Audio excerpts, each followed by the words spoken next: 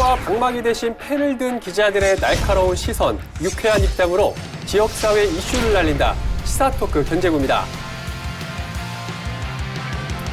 두 분은 최근에 그 인기리에 방영됐던 혹시 스카이캐슬이라고 보셨어요? 사람들한테 많이 얘기를 듣긴 그렇죠. 했는데요. 명절 때도 저희 식구들이, 친척분들이 계속 그것만 이제 제 방송을 보시고 계시더라고요. 근데 저는 개인적으로 좀 괴리감이 이상하게 느껴져서 실제로 그런 컨설턴트라는 직업이 존재하는데 그 컨설턴트가 이제 TV에 나와서 그런 얘기를 하는데 실제 현실을 그래도 많이 반영했다 이렇게 평가를 한 걸 봤어요. 그래서 그 드라마가 인기도 있었지만 대한민국 교육에 문제점이 있다라고 생각하는 건 공감대가 많이 형성돼 있잖아요. 그 부분에 좀 터닝 포인트가 되면 좋겠다라는 그런 생각을 일단 해봤고요. 그런 의미에서 제가 질문을 하나 좀 준비한 게 있는데 곧 결혼을 앞두고 있죠, 우리 이승훈 기자. 축하합니다. 결국은 이제 결혼은 뭐 두 사람 간의 어떤 맺어짐이지만 또 아이를 출산한다는 부분이 있습니다. 그래서 미래에 혹시나 한 컨설턴트가 나타나서 나한테 1억 원을 주면 그 아이를 서울대에 보내주겠으니 다 감수하시겠습니까? 저를 전적으로 믿고 맡길 수 있겠습니까? 이렇게 물어보면 어떻게 하시겠습니까? 그 드라마에서 나오는 유행어 그거 맞죠? 그렇죠, 제가 안 봤어도 맞습니다. 그대로 예, 유행어는 예, 아니에요. 예. 그런 유행어가 있어요. 이 유행어. 그럼요. 어떻게 하시겠어요? 예. 저는 서울대 1억 원 필요 없습니다. 저는, 예. 저는 서울대 때문에 1억 원을 막 그런 거 안 합니다. 저도 뭐 지방사립대 나왔는데 행복은 선족순도 아니고 1억 원으로 그렇게 뭐 돈으로 서울대를 사고 이런 거는 안 할 겁니다. 왜 하실 거예요? 아니 저는 관심이 그런 있어요. 돈이 없어요. 그런 만한 돈이 없어요. 네. 사실 이 드라마를 보게 되면 굉장히 좀 부모가 잘 살고 교육 수준이 높으면 또 자식까지 이어진다. 뭐 또 이런 내용을 좀 다뤘던 내용인 것 같아요.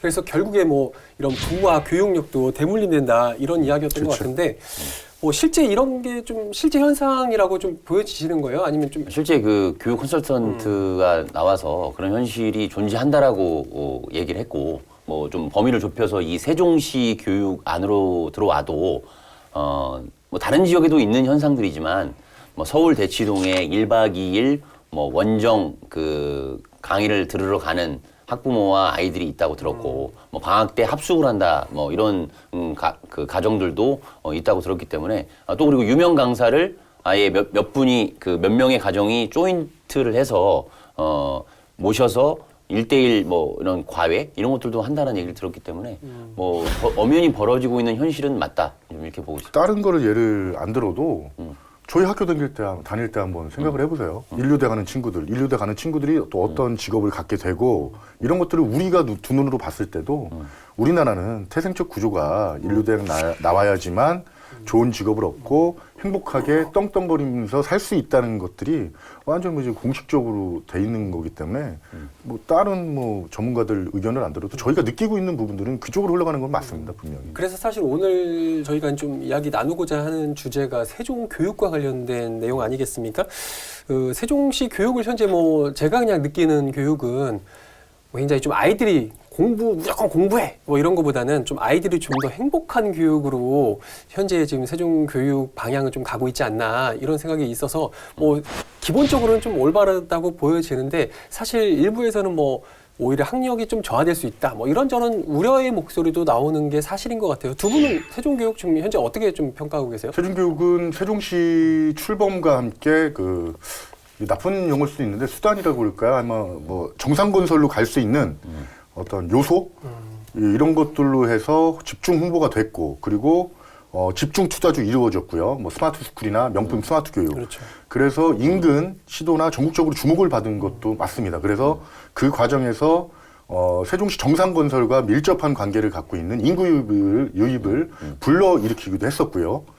근데 이제 그 과정 속에서 뭐 학교 대란 사태, 뭐 과대 과밀 그런 학급 논란 뭐 이런 것들이 섞여면서 맞물리면서 좀 이미지가 약간씩 조금씩 점진적으로 실추되는 것도 사실이에요. 그러다가 급기야 저는 그 정도 선에서 이제 끝날 줄 알았어요. 근데 어느 순간에 학력저하라는 그런 퀘스천 마크가 박히는 그런 얘기가 이제 갑자기 집중 부각되면서 좀 세종교육의 이미지가 약간 좀 안 좋아지는 분위기로 흐르는 건 아닌가. 저는 이제 세종교육이 그 두 얼굴을 가지고 있다고 생각을 하고 대한민국 교육이 흘러가는 방향에서 과도기적인 상황을 가장 잘 보여주는 곳이다라고 좀 생각이 드는 것은 학부모와 학생들 사이에서 두 그룹이 존재한다고 생각합니다. 뭐 딱 이분법으로 나눌 수는 없겠지만 한쪽에서는 소위 스카이대 그리고 명문대를 가야 내 아이의 앞날과 미래가 보장될 수 있고 잘 살 수 있고 걱정하지 않고 아이를 키울 수 있다라고 하는 그런 그룹이 있을 것이고 또 한편에서는 왜 입시에만 우리도 살아오면서 온통 입시에 그렇죠. 그렇게 허덕이면서 힘들어하고 살았는데 우리 아이들한테까지도 그렇게 마음껏 못 뛰어놀게 하고 매일 방과 후에 학원을 보내고 수많은 사교육비를 들여야 되는 현실에 놓여야 하는 것인가에 대한 의구심. 아이들이 마음껏 뛰어놀 수 있는 환경을 조성해 주자. 그리고 뭐 이제 세종교육이 표방하고 있는 새로운 학교, 행복한 아이들, 이 방향성이 맞다라고 공감대, 맞장구를 쳐주는 두 그룹의 부류가 있다고 생각을 하고요. 이제 그러다 보니까 한쪽에서는 이제 신설학교가 많이 있고 여러 가지 교육이 새롭게 도입되다 보니까 학력 저하의 우려가 나오고 있고 또 한쪽에서는 지금 교육 방향이 잘 가고 있다. 이런 것들이 이제 배치되는 모습으로 좀 가고 있어서 우려와 기대가 함께 공존하고 있는 현실이고 그걸 어떻게 잘 조화시켜 갈 것인가가 세종교육의 좀 숙제일 것 같습니다. 잠깐 언급하셨던 사실 스마트 스쿨 굉장했잖아요. 천마을에 있던 참샘초등학교죠. 예. 참샘초등학교에 처음 이 시스템이 도입됐을 때만 해도 와 저는 진짜 그 당시 말로 지금 현재 말로 좀 깜놀했었거든요. 그렇죠. 네. 뭐 칠판에서 선생님이 뭘 하면은 아이들이 가지고 있는 스마트 패드로 그 교육 내용이 전송이 되고 저는 굉장히 좀 놀랐었던 경험이 있는데 예. 한때 굉장히 좀 전국 혹은 또 뭐 세계적으로 굉장히 주목받았던 교육이 아니었나 싶은데 지금도 잘 되고 있나요? 당시만 해도 뭐 어디죠? 외국에서 많이 외국 국회의원들도 와서 이렇게 점검을 그렇죠. 하고 구경도 하고 가고 이랬었죠. 네. 처음에 이슈를 많이 불러일으켰는데요. 근데 지금은 이제 뭐 많이 이제 잊혀진 건 사실입니다. 이제 그 외부적으로 뭐 이렇게 홍보성이나 이런 거는 잊혀진 건 사실이에요.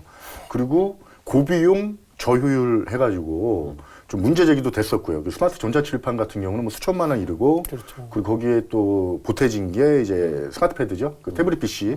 태블릿 PC 같은 것도 뭐 한 대당 6, 70만 원씩 가기 때문에 많은 저 예산을 들이고도 좀 효율은 실용적이지 못하다 이런 비판도 갖고 있었던 것도 사실입니다. 그래서 전교조 세종지회가 2014년도에 뭐 한참 됐지만 그 출범 맞물려서요. 네. 그때 그 여론조사를 실시했었는데요.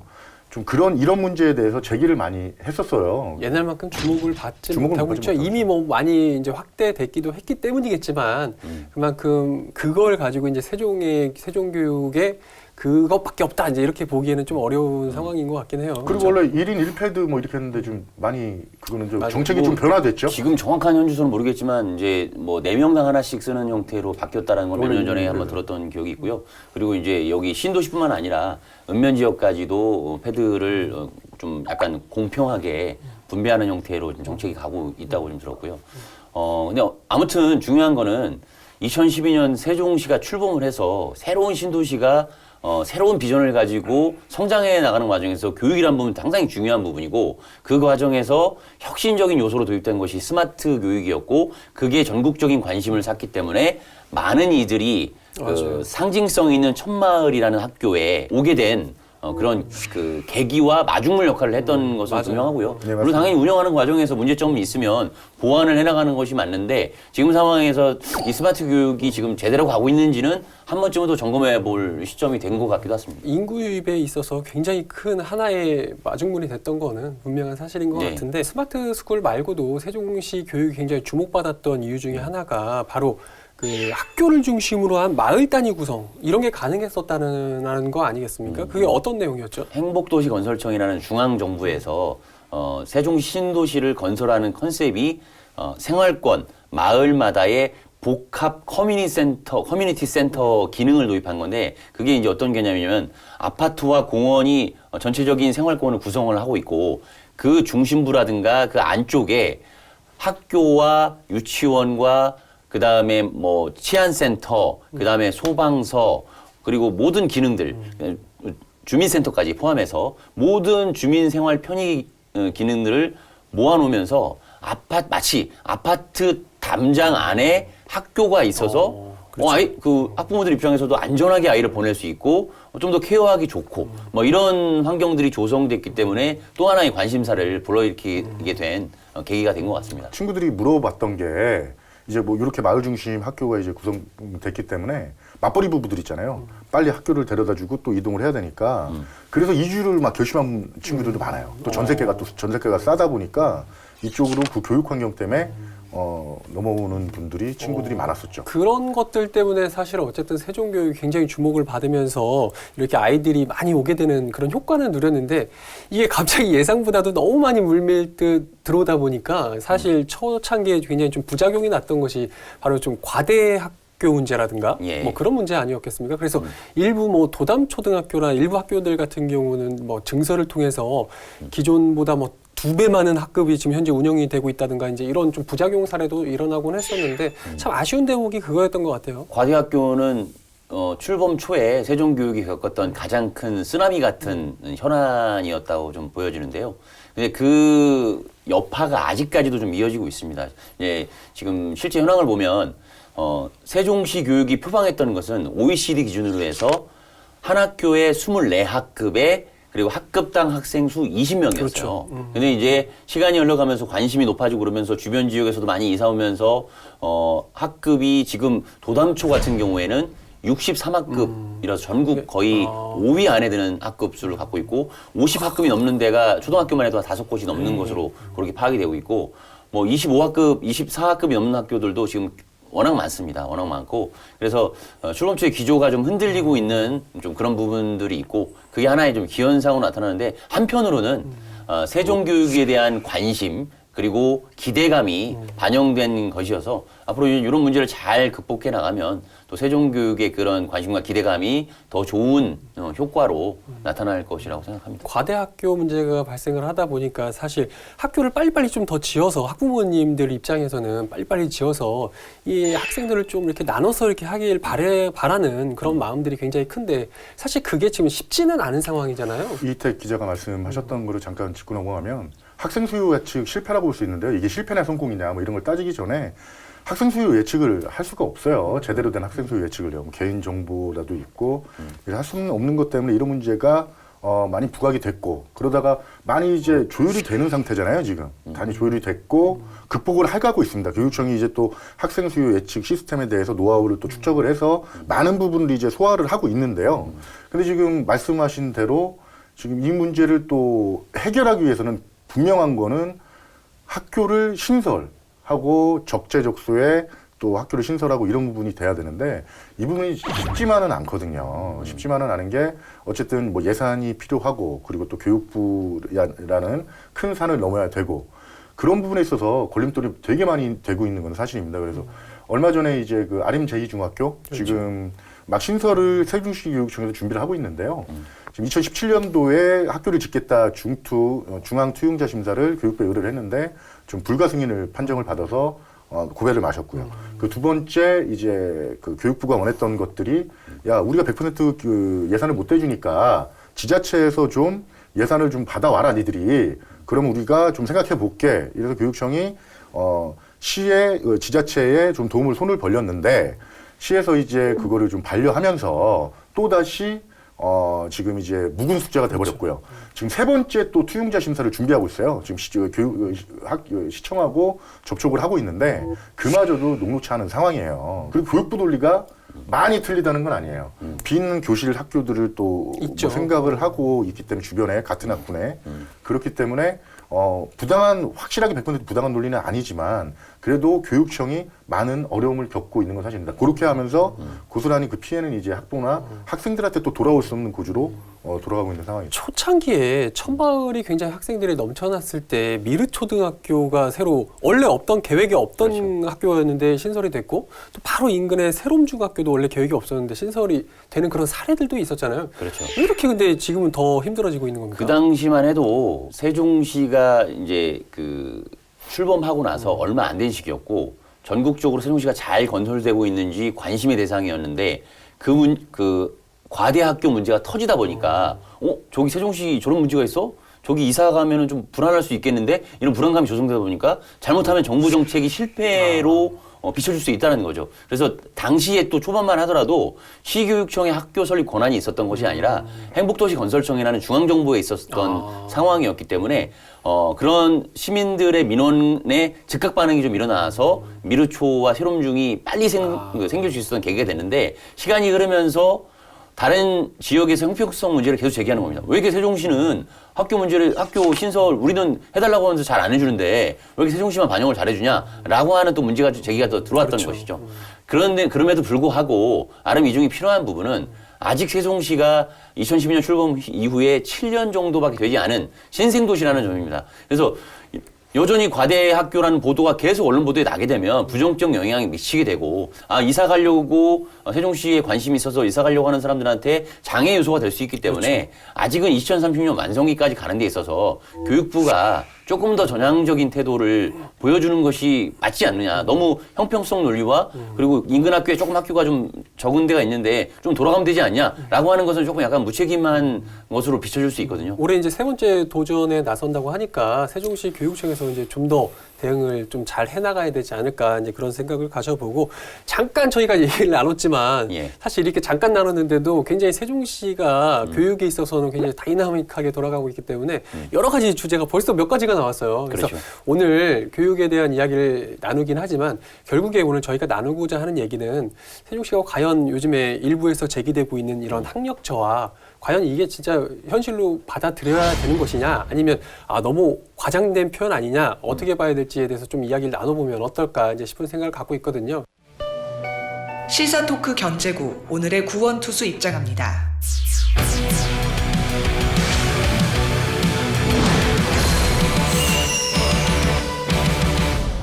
네, 세종시 교육청에서 중등교육과장을 맡고 계신 분입니다. 신주식 과장님 모셨습니다. 안녕하세요. 안녕하십니까. 간단히 인사 좀 해주시겠어요? 네, 세종시 교육청 중등교육과장 신주식입니다.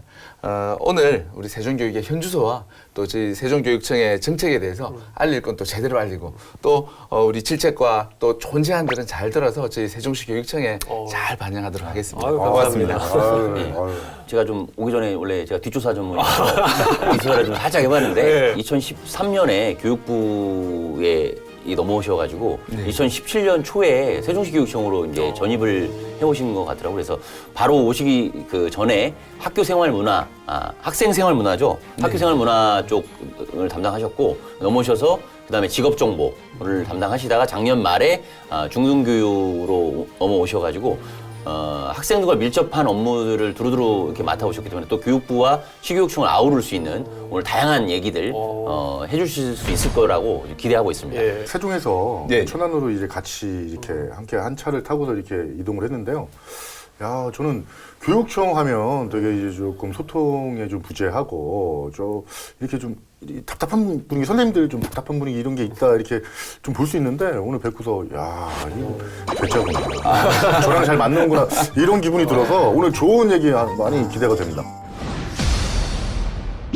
고등학생 자녀를 둔 학생들의 전학을 열심히 하기란 쉽지 않은 것은 사실인데 48%라고 하면 좀 그래도 너무 중학교에서 학교 공부를 안 시킨다 이런 말 때문에 그 대전으로 좀 이주하는 생각이 있다. 학력 저하라든지 이런 부분에 대해서 걱정하고 있는 걸 저희들 잘 알고 있고요. 자신 있게 말씀드릴 수 있는 거는 많은 부분이 과대 포장이 되어 있거나 오해하고 계시는 부분들이 일부일 수는 있겠지만 학부모들 사이에서 학력 저하를 좀 우려하는 그런 목소리가 일부 있는 것도 같아요. 뭐 두 기자분들이 혹시 현장에서 느끼실 때는 좀 어떤가요? 핵심적인 것부터 말씀드리면 세종교육이 좀 현실에서 벗어나서 좀 이상적 교육을 추구하고 있는 건 아니냐. 거기에 중심에 이제 혁신학교라는 그런 정책이 있는데요. 최규정 교육감이 전국적으로 확산 분위기고 세종시 교육감이 좀 추진하는 정책 중에 혁신학교라는 게 있는데요.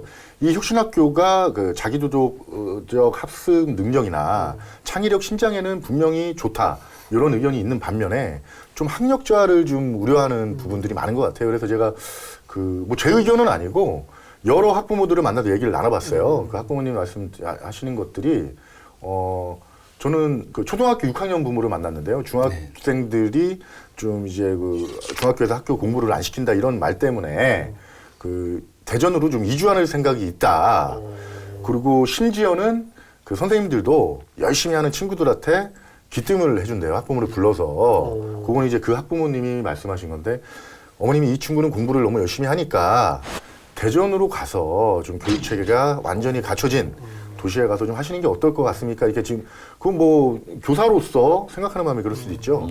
좀 이런 분위기들이 많이 형성되면서 교육에 대한 불신이 좀 이루어지고 있는 거는 사실인 것 같습니다. 그러니까 학부모들 얘기가요. 이 부분에 대해서는 물론 호불호는 좀 갈릴 수 있을 그럼요. 거라는 생각은 예. 드는데 뭐 지금 이런 이야기도 좀 일부 있다는 것 같고 좀 어떻게 보셨어요? 예를 들면 이거는 참 긍정적. 예를 들면 이제 올해가 3.1운동 100주년 그렇죠. 그 기념해잖아요. 이 부분을 예전에 저희들이 학교에서 수업을 받을 때는 담임 선생님이 3.1운동에는 유관순 열사가 만세운동을 같이 하시다가 옥중에 이제 갇혀서 그렇죠. 뭐 외워야죠. 뭐 이런 것들을 이제 주입식으로 설명을 해주시는데 요즘은 학생들이 직접 나와서 그 역사적 상황에 대해서 직접 소위 말해서 뭐 PT를 한다고 하죠.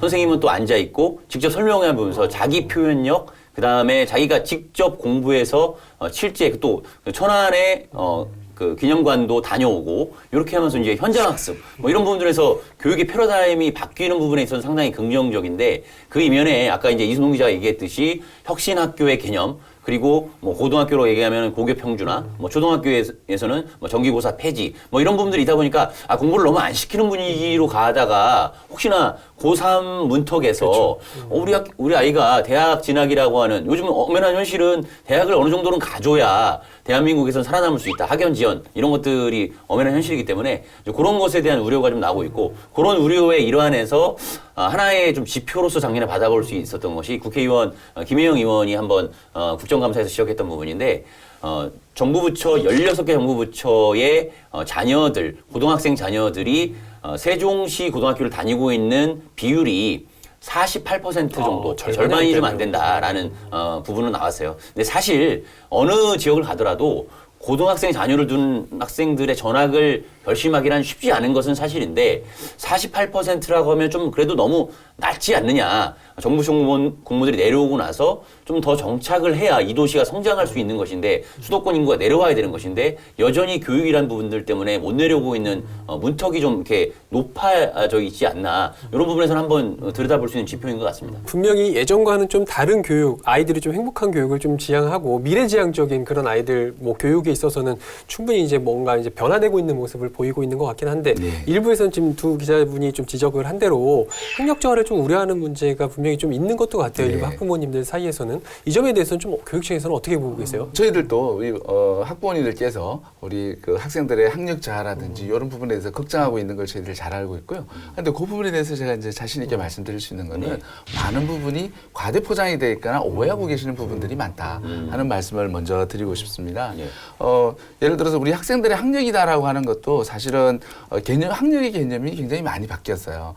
왜냐하면 뭐 한참 뒤로 돌아가 보자면 우리가 1996년도에 있었던 5.3.1 교육개혁 때부터 이제 더 이상 학생들을 점수 위주로 그 학생들을 뽑거나 교육을 시켜서는 안 된다. 우리 학생들이 미래 사회를 살아갈 아이들이 가져야 될 역량이라고 하는 것이 꼭 이렇게 몇 점으로 되어 있는 이런 학력이 아니라 뭐 우리 기자님들 더 잘 아시다시피 뭐 의사소통 능력이라든지 문제 해결 능력이라든지 이런 소통 능력이라든지 이런 것들이 사실은 더 중요한데 그러한 것들은 지금 우리 혁신학교에서 우리 아이들이 아까 우리 말씀하셨던 것처럼 다양한 활동들을 통해서 우리 아이들이 굉장히 이전보다는 훨씬 더 잘 길러지고 있다. 또 실제로 이제 우리 부모님들께서 고등학교 학생들, 특히 우리 고등학교 학생들을 자녀분으로 둔 부모님들이 이 대학을 가야 되는데 우리 아이들의 성적이 굉장히 낮은 것 아닌가 하는 걱정들을 많이 하고 계십니다. 그래서 실제로 이제 저희들이 2017년도에 한국 그 수능 시험을 주관하는 그 교육과정평가원에서 분석한 자료를 보면 저희 세종시 교육청의 이런 수능 성적 분석 결과가 굉장히 낮은 건 사실이었습니다. 근데 지난해 이제 다시 언론에도 보도됐습니다만 우리 교육과정평가원이 분석한 자료에 의하면 우리 세종시 교육청에서 세종시 교육의 우리 학생들의 성적이 중위권 정도까지는 올라와 있고 또 뭐 영어 같은 경우에는 아주 최상위권에 있는 서울 다음으로 우리 세종 학생들이 높은 성적을 유지하는 그런 성적을 나타내고 있습니다. 그래서 지금 이제 많은 학부모님들께서 우리 학생들의 성적에 대해서 굉장히 불안감, 걱정들을 많이 하시는데 저희들을 믿으셔야 됩니다. 이게 그 부분에 대한 평가가 좀 엇갈리는 부분이 있는데 이제 일반 계고가 있고 특수목적고가 있고 그다음에 예능 쪽 예술고라든지 네. 뭐 하이텍고 뭐 이렇게 좀 있는데 지금 말씀하신 그 중위권까지 올라왔다라고 하는 것은 어느 학교 일반 계고를 말하는 것인지 아니면 일반 계고와 특수목적고를 합하해서 말씀하신 것인지 전체 평균. 예. 그렇습니다. 예. 이제 우리 그 수능 성적이라고 하는 것은 이 학생들이 어느 지역에서 시험을 받느냐를 가지고 평가를 합니다. 그러다 보니까 사실은 우리 세종시의 특성상 우리 세종시에 있는 학생들 숫자가 많지는 않지만 또 재수생이 또 많지도 않습니다. 원래 이 아무래도 수능 시험이라고 하는 거는 재수생들이 조금 뭐 결과적으로 보면 좀 유리한 면도 있는데 오로지 순수하게 우리 재학생들이 보는 성적이기 때문에 앞으로 그 향상될 여지는 앞으로도 충분히 더 있다. 한 가지 사례를 잠깐 언급을 했지만 네. 중학교 진학을 앞두고 있는 학부모가 이제 대전이나 뭐 인근 도시로 좀 전학을 가야 될지 여부를 이제 좀 걱정을 하고 있다라는 이런 현상이 점점 고착화돼서는 좀 안 되는 거겠잖아요. 근데 이제 이런 문제가 점점 생겨나고 있다는 건데 실제로 아마 세종시에서 나가고 있는 전학생도 굉장히 좀 많이 있다라는 이야기를 들었어요. 실제로는 어떤가요? 그 원인이 무엇인지는 좀 정확한 면밀한 분석이 좀 필요할 것 같은데 오늘 방송을 오기 전에 이제 시교육청에 자료를 요청해서 좀 분석을 좀 해보니까 2016년, 2017년, 2018년 네. 3년간의 그 이제 외부에서 전학 온 학생들, 그 다음에 세종시에서 타지로 떠나간 학생들, 요 이제 결과를 좀 분석해봤는데 예. 잠깐 자료를 보고 말씀드리면 예. 전입 대비 전학 비중이 2016년에는 35%, 그 다음에 2017년에는 41%, 2018년에는 49%까지 계속 지금 상승세를 보이고 있다라는 점이 조금 관심 있게 볼 대목이고요. 그러니까 결과적으로 작년 같은 경우에는 그 5,087명이 전입을 했는데 2,493명이 전출을 했어요. 그러니까 2명이 이사를 오면 1명은 이사 가는 이런 모양새가 비춰졌다는 것이죠. 근데 그 이후에는 정부 부처가 있기 때문에 그 어떤 부모님이 타 부처라든지 서울이라든지 또는 뭐 지방 본부라든지 이제 발령이 나는 경우도 물론 있고 그리고 또 뭐 어떤 개인적인 환경 영향 때문에 가정 형편 때문에 또 이사를 가는 경우도 있겠지만 그 과정에서 아까 이제 이수동 기자도 얘기했고 나눴던 부분에서 세종 교육에 대한 앞으로의 미래가 보이지 않는다라는 부분을 선택한 부분도 분명히 여기에 담겨 있다라는 메시지거든요. 물론 이제 우리 교육 때문에 물론 교육이 전적인 요인은 아니라고 그렇죠. 생각이 그렇죠. 드는데요. 먼저 중요한 요인 중에 하나다라고 말씀하시는 부분에 대해서는 또 저희들이 겸허히 수용해야 될 거는 수용해야 되고요. 그럼에도 불구하고 우리 초등학교 학부모님들이나 중학교 학부모님들께서 예. 좀 더 알아주셨으면 하는 보탬이 잘 이해해 주셨으면 하는 부분도 있습니다. 왜냐하면 예를 들어서 이제 특정 지역에서 가니까 시험을 봐서 학원 배치를 하는데 이게 우리 애가 성적이 한 중간 정도밖에 안 나왔다더라. 여기서는 세종에서는 상위권이었는데 네. 그런데 그 아이에게 과연 그 점수가 이 아이를 평가할 수 있는 전적인 요소일 것인가? 이게 사실 우리 아이들이 세종에서 다양한 활동을 하면서 어쩌면 그런 시험이라든지 점수에는 다소간의 또 취약한 부분이 있을지도 모릅니다. 그런데 이 아이는 더 큰 가능성을 갖고 생활을 했었고 그 외에 다양한 능력들을 지금 저희들이 키워주고 있기 때문에 그게 이제 지금 현재 저희들이 대학 입시에서도 이런 점수로 잘라서 대학을 보내는 이런 정시 모집보다는 학생들의 다양한 특성이라든지 이 아이가 어떤 과정을 거쳐서 어떤 공부를 했는지 어떤 영향을 가지고 있는지 이런 것들을 평가해서 대학들이 뽑고 있지 않습니까? 그런 면에서는 우리 세종에 상당한 세종 프리미엄이 있는데 우리 부모님들께서는 그거를 조금만 더 한 번 더 생각해 주시면 좋겠다는 말씀 드리고 싶습니다. 잠시 이야기가 나왔지만 사실 학교에서 약간 공부를 좀 안 시킨다. 뭐 물론 아직 다 그런 건 아닙니다. 또 이런 이미지가 또 있기 때문에 일부 학부모님들 사이에서는 굉장히 좀 사교육 시장이 굉장히 좀 너무 커지고 있는 거 아니냐 이런 우려의 목소리도 좀 나오고 있는 것 같아요. 실제로 세종시의 학원도 굉장히 많이 늘었다고 하던데. 실제 그 기하급수적으로 늘고 있는데요. 잠깐 이제 자료를 보고 말씀드리면요. 예. 그 2017년도에 331곳, 그러니까 이 학원이 331곳이 41곳이 뭐 예체능 학원까지 다 포함해서 입시 학원까지 포함해서 그렇고요. 그리고 거기서 2019년도를 기준을 보면 611곳으로 늘었어요. 거기서 이제 입시학원만 사교육을 좀 볼 수 있는 바라볼 수 있는 입시학원만 빼서 보면 2017년도에 162곳 그리고 2019년도 이제 기준을 보면 264곳으로 늘어나는 상태입니다. 그래서 요 통계치만 봤을 때도 입시 중심으로 세종시 학원가가 재배치되고 있다. 이렇게 조금 이제 예측을 할 수 있는 부분이 있죠. 어떻게 보면 이제 사교육이 굉장히 좀 늘어나고 있다. 이런 통계상의 수치를 지금 이야기를 했거든요. 이 점에 대해서는 좀 교육청은 좀 어떻게 보고 계십니까? 실제로 우리 세종시에 이제 학원들이 많이 늘어나고 있는 건 사실입니다. 하지만 또 그 속을 들여다보고 우리가 분석해 볼 필요도 있는데요.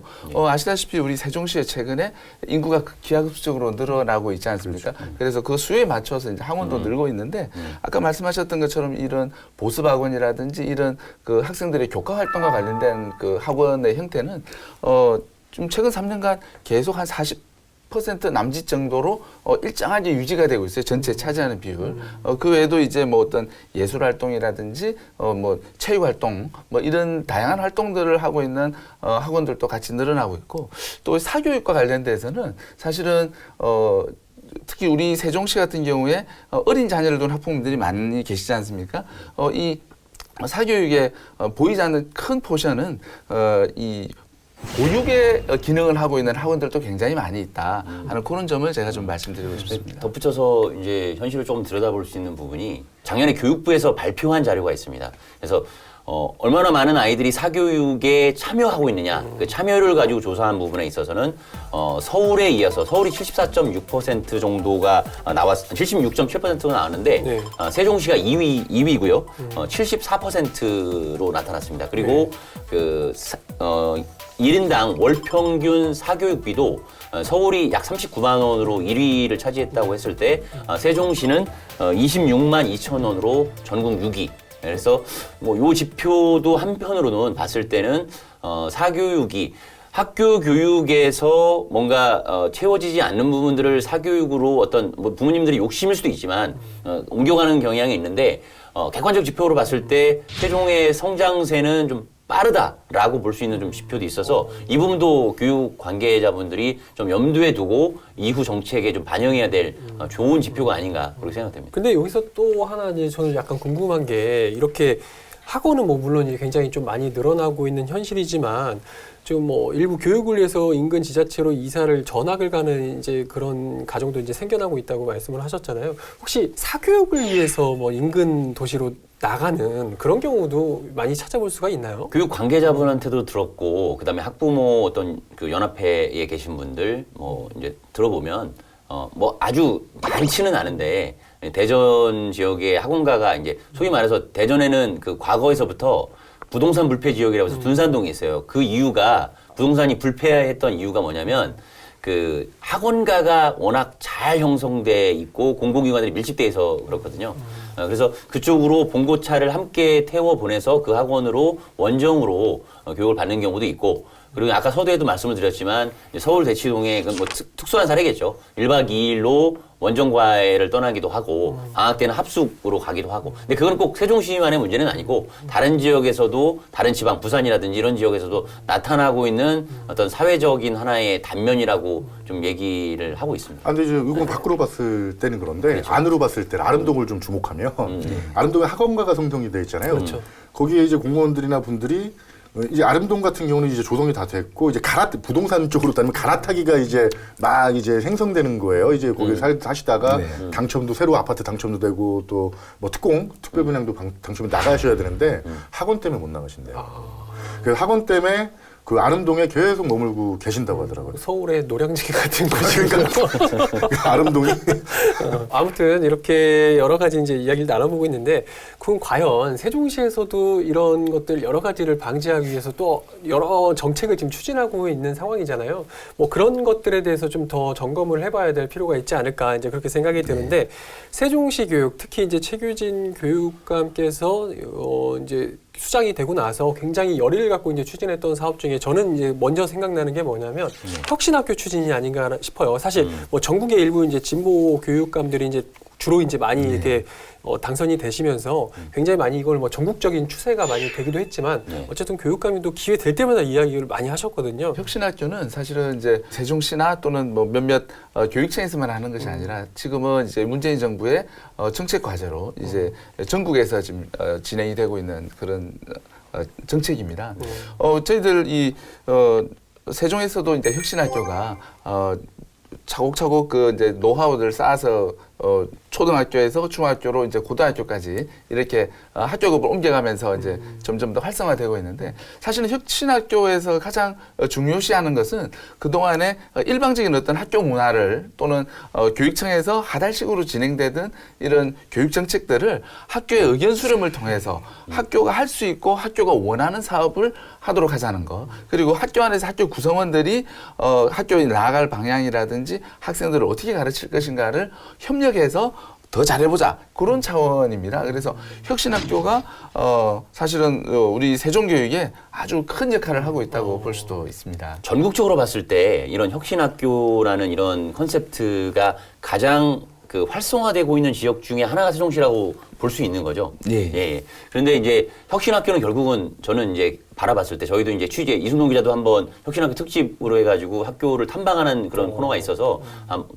했던 적이 있는데 결국은 기다림의 시간이 필요한 거예요. 예를 들어서 이제 아까 그 과장님도 말씀하셨지만 어떤 하나의 의사결정을 할 때 과거에는 이제 우리 때는 교장 선생님이 딱 이렇게 버티고 서서 야, 이렇게 합시다 결정하면 이제 선생님들도 학부모들도 웬만하면 다 따라주고 그렇죠. 이랬던 분위기였는데 이제는 학생들도 학생회장들이 자기 목소리를 내고 학부모들도 자기 목소리를 내고 일선 선생님들도 자기 목소리를 내다 보니까 의사결정 시간이 조금 더 길어진 그래서 초기에 혁신학교를 할 때 그런 문제점들이 좀 나왔어요. 너무 정책 의사결정이 늦어진다. 뭔가 빨리 추진해야 되는데 이분 얘기도 들어야 되고 저분 얘기 들어야 되고 이제 일선 학교 선생님들은 조금 피곤해진 부분도 있는 거예요. 그래서 근데 취지는 좋고 그렇게 해서 만들어 갔을 때 교육이 제대로 갈 수 있는 또 방향성은 맞는데 이걸 기다려 줄 수 있느냐의 문제. 이게 지금 혁신학교의 성패의 열쇠인 것 같고 그런 부분들 교육청 차원에서는 4년에 한 번씩 평가를 하고 있는 것으로 알고 있거든요. 자, 그런 평가 지표들이 제대로 반영돼서 아직 초기이기 때문에 그게 잘 돼서 뭐 내년에도 혁신학교 더 늘리고 내후년에도 다 계속 확대해 나가는 분위기에서 부작용들을 없애 나갈 부분이 좀 필요하다 이렇게 좀 보여집니다. 근데 좀 기다린다는 건 참 무책임한 거고요. 예. 그러니까 그 교육 정책이 잘 되기는 기다리는 건 맞아요. 근데 지금 현재에 있는 분들은요. 그분은 기다리면 실패잖아요. 실패로 연결되기 때문에 그렇죠. 기다린다는 거는 뭐 좀 저기고요. 죄송합니다. 아니, 저한테 왜, 저한테. 고교 평준화 정책 역시도 교육감께서 굉장히 열의를 가지고 추진했던 사항 아니겠습니까? 그래서 아마 2017년부터 고교 평준화가 도입돼서 적용이 됐던 걸로 알고 있는데 약 이제 한 3년 차를 지금 맞고 있는 것 같아요. 또 일부에서는 이 역시도 과연 이게 세종시 교육청에서 처음 얘기했던 상향식 평준화냐, 또 지난 지방선거에서 굉장히 논란이 됐던 아니다, 하향식 평준화가 결국에 이루어졌다. 이런 여러 가지 또 논란이 많이 있는 게 또 사실인 것 같아요. 이 점에 대해서 좀 어떻게 보고 계시나요? 저희 세종시가 고교 상향 평준화 정책을 시작한 게 이제 2017학년도부터 시작을 했습니다. 그래서 이제 지금 그 학생들이 막 3학년이 되려고 합니다. 그러다 보니까 이게 그 성과라든지 어떤 분석이라고 하는 것이 쉽게 우리가 결론 내리기는 좀 어려운 시간적으로 어려운 상황입니다. 올해 이제 저희들이 그런 고교 평준화 정책 전반에 대해서 정책 연구를 통해서 한번 이제 학교의 정원이라든지 아니면 그 배정 방식이라든지 사실은 그동안에는 저희들이 학생들이 원하는 학교에 최대한 진학할 수 있도록 하는 그런 정책을 폈습니다. 근데 이제 이 평준화라고 하는 것 자체가 일정 부분 학교를 배당을 해줄 수밖에 없는 그런 시스템적인 부분이 있어서 그런 부분들을 저희들이 종합적으로 이번 기회에 한번 제도 개선을 좀 해보려고 합니다. 결국은 아까 이제 평준화가 시행되고 나서 고3 학생이 올해 처음으로 이제 그 진입하게 되는 상황이라서 정확한 진단을 하기는 좀 어려운데 결과적으로 이제 뭐 저희 언론에서도 그렇고 이제 어떤 학부모들 사이에서도 그냥 하나의 지표로서 바라보는 부분이 과연 그럼 고3 학생들의 대학 진학은 좀 어느 정도 되고 있느냐라고 하는 부분에서가 하나의 평가 기준이 될 수 있을 것 같아요. 근데 그 과정에서 세종시의 그 특성화 고교 2개교, 그다음에 일반계 고교 12개교가 있는데 어떤 좋은 대학을 가는 부분들이 너무 특수 목적고에 치우친 경향이 있다. 이런 평가들이 있어요. 일반 계고는 아직 좀 더 그 상향 평준화로 나아가지 못하고 있는 것이 아니냐라는 우려가 좀 있어요. 교육청에서 이제 자료를 받은 건데요. 올해 그 수시 정시 대입 결과 분석표를 제가 이제 입수를 했습니다. 그래서 네. 보면은 네. 그 서울대가 세종시 전체 고교 14개교 중에 38명이 이제 서울대 수시 정시 합쳐서 합격을 했어요. 네. 이 중에 일반고 학생들이 6명밖에 안 됩니다. 그러면 나머지는 나머지는, 광역경기학교랑 네, 국제고에서 32명이 네, 특목고죠. 대학 진학 현황만을 가지고 학력을 논하기에는 여러 다소 좀 어려운 측면도 물론 있겠지만 지금 이야기했지만 결국에 이제 흔히 우리가 이제 얘기하는 스카이대의 진학률이 뭐 국제고라든가 과학예술영재학교나 이런 아이들이 이제 주로 이제 대부분을 이제 가게 됐단 말이죠. 이런 것 때문에 과연 이게 고교 평준화가 맞느냐 이제 이런 아마 논란이 좀 있는 것도 사실인 것 같은데 이 점에 대해서는 좀 어떻게 보고 계세요? 저희들이 올해 일반계 고등학교 11개 학교에서 수시 모집, 정시 모집을 통해서 대학에 진학을 하게 됐는데요. 말씀하셨던 것처럼 이제 뭐 서울대를 비롯해서 뭐 주요 대학들 또는 의대 이렇게 다양한 대학에 진학을 했습니다. 그런데 이제 여기서 또 하나 저희들이 주목해야 될 것은 그 전년도에 비해서 훨씬 많은 학생들이 이제 서울대나 뭐 소위 말하는 스카이 대학이나 아니면 주요 대학들 가고 있는데 꼭 이 그렇다고 해서 저희들이 생각하는 거는 꼭 이 서울대 진학이 우리 대학 입시나 아니면 우리 학생들 교육에 꼭 정확한 바로미터가 돼야 되느냐 그거에 대해서는 저희들이 동의하기는 어렵고요. 학생들이 의대나 아니면 이공계 특성화 대학에 진학하는 경우도 많고 또 무엇보다도 중요한 거는 학생들이 자기 어떤 꿈과 적성에 따라서 자기 진로를 선택하고 저희들이 이제 그 진로에 맞게 다양한 교육 프로그램들, 뭐 지금 저희들이 자랑하고 있는 우리 캠퍼스의 공동교육 과정이라든지 이런 다양한 프로그램들을 통해서 학생들이 대학에 진학할 수 있도록 저희들 지원하고 있습니다. 결국에 학력의 기준은 대학 진학이라고만은 할 수 없다라는 이야기인 것 같아요. 학력의 기준을 좀 바꿔야 된다라는 이야기도 좀 포함된 것 같은데 어떻게 보고 계세요? 평준화하면 이제 뭐 상향 평준화, 하향 평준화냐? 지금 세종시 교육 같은 경우는 상향 평준화로 보이세요? 어떻게 상향 평준? 이거는 뭐 말을 만들어낸 거지만 그걸 좀 진단하기는 좀 어려울 것 같고요. 아니, 지금 근데 어쨌든 지표로 봤을 때 전 당연히 상승 곡선은 그리고 있다고는 생각하고요. 다만 이제 아까도 말씀드렸지만 이제 많이 보낸 건 사실이지만 자연 증가분도 분명히 있습니다. 그렇죠. 320명이라는 학생, 학생들이 더 늘었기 때문에 그 부분에 있어서의 진학률이 당연히 늘어나는 것은 일정 부분 있는 것이고요. 제가 이제 그 얼마 전에 그 KBS 그 프로그램 시사 프로그램인데 개그맨 이경구가 이런 얘기를 했었어요. 그게 참 재밌는 얘기인데 자기 후배인 서경석, 이윤석 개그맨은 스카이를 나왔지만 나보다 더 안 됐다. 내가 더 잘 나간다. 이제 그런 부분으로 해서 꼭 스카이를 나와야지만 세상이 성공하는 구조는 아니다라는 것은 되게 뼈 있는 농담인 것 같고요. 다만 그 일반 계고가 성장을 해야지 맞는 거지만 세종시에 또 관심을 가지려면 특목고가 또 존재해야 되는 엄연한 또 현실이 있어요. 그래서 특목고에 또 지원이 더 많이 가는 것도 사실이고요. 그러다 보니까 특목고에서 대부분 스카이대를 보내고 있는데 의존이 되고 있는데 일반 평준화고에서 지원을 덜 받는 그리고 학생 수도 그 학급당 학생 수가 여기는 25명이고 특목고는 15명 이내인데 과연 평준화라는 부분이 이렇게 쉽게 빨리 올 수 있는 그 현실적 여건이 되느냐라고 하는 부분에서 너무 기대치를 높게 갖는 부분도 있다. 이런 평가도 있습니다. 고교 평준화에 대해서 좀 어떻게 평가를 하냐고 저희가 이제 세종시의 여러 좀 교육 단체의 의견을 좀 구하기도 했었거든요. 그 중에 하나를 좀 소개를 하자면 세종 그 참교육 학부모에서 보내온 좀 의견인데 세종에서만 보면 학생 1인당 교육비가 작년 9월 기준으로 했을 때 국제고등학교는 약 한 1,000만 원 정도를 지원이 됐고 도담고등학교 같은 경우는 약 200만 원이 조금 넘는 수준으로 이렇게 학생들에게 지원이 됐는데 앞으로 교육은 누구에게나 좀 평등해야 되는 거 아니냐. 그렇기 때문에 좀 차막에서는 특목고나 외고나 뭐 자사지 이런 폐지를 좀 지속적으로 주장을 하고 있다. 뭐 이런 의견을 좀 보내왔거든요. 이런 점에 있어서도 사실 고교 평준화를 어느 잣대로 좀 볼 것인가 이거에 대해서는 좀 더 앞으로 계속 논란이 될 수밖에 없을 것 같고 개인의 시각차는 분명히 존재할 것 같다라는 생각은 듭니다. 과학예술영재학교는 1,600 600만 원으로. 아, 그런가요? 아, 근데 이 문제는 좀 과장님께서 짚고 넘어가셔야 될 것 같은데 왜 이런지 이건 오해일 수도 네. 있고 뭐 진짜로 그건 풀고 가셔야 될 것 같은데 네. 한번 말씀 좀. 예를 들어서 우리 이런 과학예술영재학교라든지 국제고등학교는 특목고등학교입니다. 그래서 다른 학교보다도 또 다른 이런 기자재라든지 실험실이라든지 이런 것들 이런 장비와 시설들이 필요를 합니다. 그런데도 불구하고 학생 수는 또 적습니다. 그러다 보니까 사실은 이 학교에 투입되는 예산 대비 이게 1인당 학생 수가 적다 보니까 훨씬 더 좀 부풀려진 경향이 있고 오히려 이제 다른 지역에 있는 이런 특목고들하고 사실은 비교를 하는 것이 오히려 바람직한 비교거든요. 타 시도에 있는 우리 영재학교라든지 국제고등학교에 비해서는 오히려 영재학교나 국제고등학교에 대한 그 예산 지원이 1인당 학습비 지원, 소위 말하는 1인당 그 예산 지원 비율이 훨씬 더 낮다 하는 것을 좀 감안해 주시면 감사하겠습니다. 어쨌든 세종시 교육청에서도 앞으로 이제 고등학생들, 특히 이제 고등학생들이나 중학생들의 좀 고교 좀 학력 수준 향상을 위해서 여러 가지 노력을 앞으로 분명히 더 기울여야 되는 것은 분명한 사실인 것 같아요. 어떤 것들을 주로 핵심 정책 올해 이런 점은 꼭 추진합니다. 좀 소개하고 싶으신 게 있으실까요? 저희들은 우선 학생들의 교육과정 선택권을 좀 확대를 하고 우리 세종시에 있는 교원들의 역량을 좀 높이는데 특히 중점을 두고 있을 예정입니다.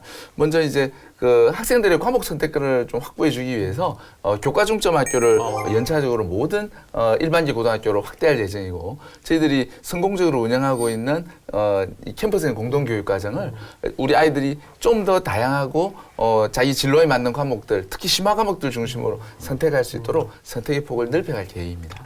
캠퍼스형 교육과정 운영에 대한 말씀을 해주셨는데 이걸 굉장히 좀 긍정적으로 평가를 하고 계시더라고요. 뭐 전국적으로 모범이 이제 되고 있어서 특히 이제 세종시 캠퍼스형 공동학교 운영 같은 경우에서는 뭐 교육부에서도 벤치마킹하고 있을 정도로 굉장히 좀 좋은 사례다. 다만 아직 그 프로그램의 좀 강사의 질이나 뭐 이런 게 좀 담보되지 못하는 측면이 있기 때문에 뭐 이런 점에 대해서는 앞으로 좀 개선이 좀 돼야 되고 아이들의 좀 이동이라든가 이런 점에 대해서도 우려하시는 걱정들이 좀 있으시더라고요. 그래서 앞으로 뭐 교통편이라든지 아니면 영상을 통한 이런 좀 교육 이런 게 좀 활성화돼야 되지 않을까 이런 의견들을 좀 보내주셨거든요. 말씀하셨던 것처럼 우리 캠퍼스의 공동교육과정과 같은 경우에는 우리 국무조정실에서도 아주 우수 사례로 선정할 만큼 지난해에 학생 교육에서 굉장히 큰 역할을 하고 있습니다. 제가 단언코 말씀드릴 수 있는 것은 우리 캠퍼스의 공동교육과정이라든지 우리 다양한 우리 국제기관들과의 프로젝트 학습을 통해서 우리 학생들이 수시 모집에서 세종 프리미엄을 받고 있다라고 하는 사실은 정말 제가 자신 있게 말씀드릴 수가 있고 실제로 이거는 제가 드리는 말씀이 아니라 우리 그 주요한 대학들의 입학사정관들이 세종시 학생들이 이러이러한 과정들, 특히 심화 과목들 또는 진로와 관련된 다양한 과목들을 이수하는 것이 이 아이들이 나중에 성장 잠재력이나 아니면은 대학 교육을 이수하는 수준에서 봤을 때는 굉장히 좋은 양질의 자원이다라고 생각해서 학생들을 선발하고 있고 그게 세종의 프리미엄이다라고 그분들이 저희들한테 말씀해주고 있습니다. 오늘 세종 교육에 대해서 굉장히 짧지만 심도 깊은 이야기 좀 나눠봤는데 좀 마지막으로 세종 교육에 대해서 앞으로 좀 어떤 방향으로 좀 나아가야 된다고 보시는지 견제구 한 방씩 좀 날려주도록 할 텐데 녹화가 들어오기 전에 과장님도 나도 한마디 할 말이 있다 이렇게 말씀을 하셨어요. 그래서 오늘은 세 분이 다 같이 한마디 마지막으로 해주시는 걸로 하고 먼저 저랑 눈 마주치고 있는 이태 기자께서 먼저 마지막 한마디 해주시죠. 이렇게 한번 질문 던져보겠습니다. 현재 세종교육 정책 다 감수하시겠습니까? 전적으로 믿고 맡기시겠습니까? 이 질문에 대한 대답은 학부모들과 교육 3주체가 알고 있을 것이라고 생각합니다. 자, 그런 의미에서 교육은 어느 일 방향이 아니라 쌍방향 소통이 중요합니다. 쌍방향 소통으로 갑시다! 죄송한데. 지금 선거 나온 거 선거방송. 믿어주시겠습니까? 아, 이거 선거방송보다 아래.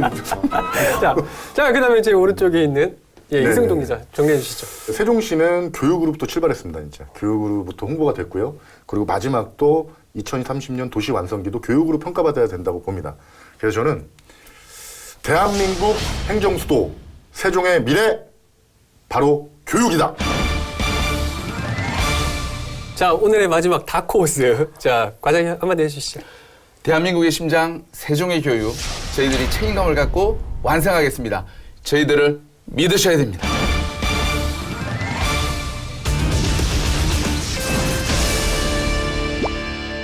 듣기에 따라서는 사실 좀 다소 불편한 이야기가 있을 수도 있었을 텐데 저희 뭐 세종시를 오랫동안 좀 출입했던 기자들의 좀 애정어린 교육에 대한 애정어린 지적이라고 좀 들어주셨으면 감사하고요. 마지막으로 좀 하시고 싶은 말씀이 있으면 해주시죠. 세종교육청의 정책을 좀 설명도 드리고 제 현황을 소개할 수 있는 그런 기회를 주신 점에 대해서 정말 감사드립니다. 더욱 열심히 하겠습니다. 앞으로 좀 세종교육의 발전을 위해서 더 노력해 주실 것을 당부드리겠습니다. 고맙습니다. 새로운 학교, 행복한 아이들, 바로 세종교육이 추구하는 비전입니다. 이에 걸맞는 다양한 교육 시스템이 도입되고 있기도 한데요. 하지만 일부에선 여전히 학력 저하를 우려하는 목소리가 있는 것도 사실입니다. 과연 두 가지 가치가 함께 갈 수는 없는 걸까요? 물론 어디에 좀 더 가치를 두느냐는 개개인의 몫이겠지만 교육청과 교육 현장에서의 진지한 고민도 필요하지 않을까 싶습니다. 이상으로 시사토크 견제구 모두 마치겠습니다. 시청해주신 여러분 고맙습니다.